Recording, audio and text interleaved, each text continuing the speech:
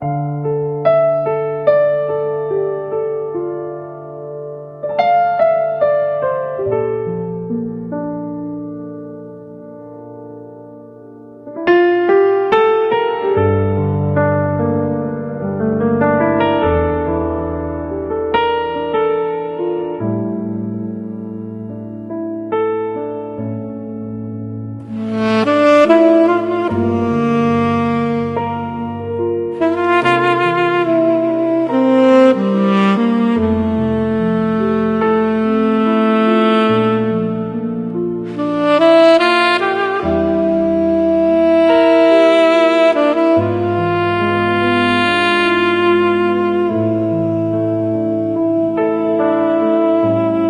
ีเพียงคุณคนเดียวที่ฉันคิดถึงมากที่สุด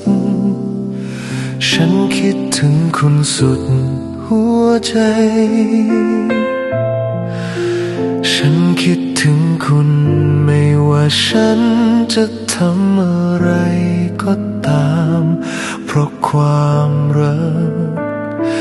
ฉันจึงคิดถึงคุณมากเหลือเกินความปรารถนาที่มีต่อคุณเต็มเปี่ยมอยู่ในหัวใจของฉันความปรารถนาที่มีต่อคุณนั้นอิสระและไร้ขีดจำกัดฉันกินไม่ได้นอนไม่หลับเพราะคิดถึงคุณคุณรักของฉัน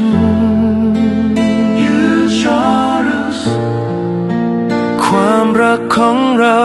อาจอยู่ห่างไกลกันฉันอยากไปหาคุณแต่ฉันทำไม่ได้ตามที่ปรารถนาคุณจงอดทนอย่าเปลี่ยนใจอย่าทิ้งความรักของเราไปหาคนใหม่ไม่ว่าฉันจะอยู่ไกลแค่ไหนฉันก็จะไม่เปลี่ยนใจจะไม่ไปหาคนอื่นจะไม่ทิ้งคุณไปเพราะฉันรักคุณเพียงคนเดียวในหัวใจของฉันไม่รักใครอื่นฉันจะอดทนรอ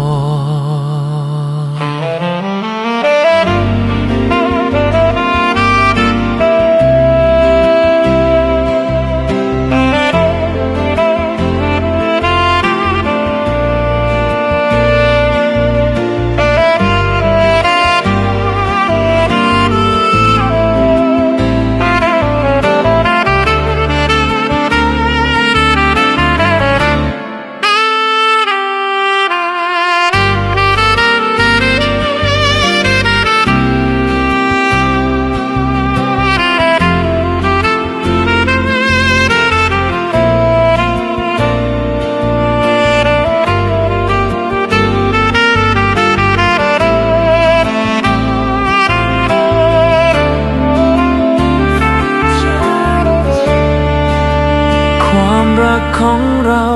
อาจอยู่ห่างไกลกันฉันอยากไปหาคุณแต่ฉันทำไม่ได้ตามที่ปรารถนาคุณจงอดทนอย่าเปลี่ยนใจ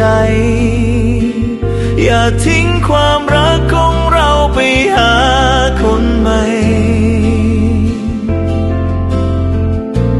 ไม่ว่าฉันจะอยู่ไกลแค่ไหนฉันก็จะไม่เปลี่ยนใจจะไม่ไปหาคนอื่นจะไม่ทิ้งคุณไปเพราะฉันรักคุณเพียงคนเดียวในหัวใจของฉันไม่รักใครอื่นฉ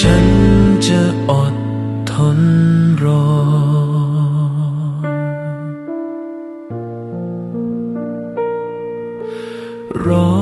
คุณ